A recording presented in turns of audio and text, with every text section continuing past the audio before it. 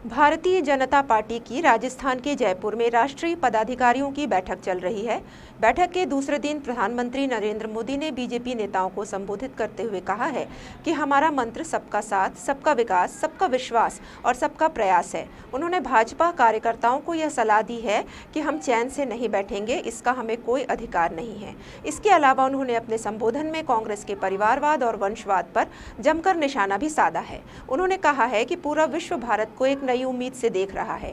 जनता को भी हम पर पूरा विश्वास है और यही विश्वास हमारे दायित्व को और भी बढ़ा देता है। कांग्रेस के परिवारवाद पर निशाना साधते हुए मोदी ने कहा कि देश को भाई भतीजावाद, भेदभाव, तुष्टीकरण और भ्रष्टाचार के चंगुल से बाहर निकालना है। परिवारवादी पार्टियां देश को पीछे धकेलने पर तुली हुई हैं।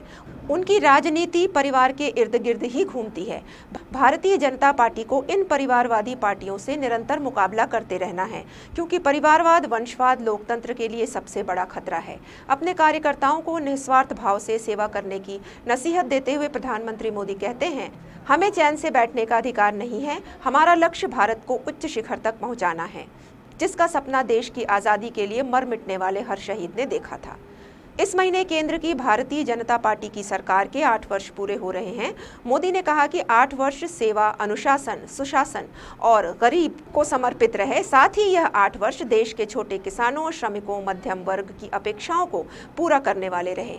देश के संतुलित विकास, सामाजिक सुरक्षा, महिलाओं के अधिकार, माताओं बहनों के सशक्तिकरण के लिए रहे।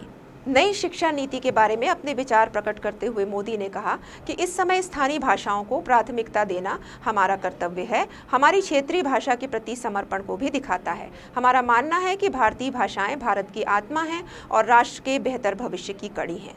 अभी तक के लिए बस इतना ही। आगे की खबरों के लिए आप जुड़े रहिए आरजे न्यूज़ के साथ। नमस्कार।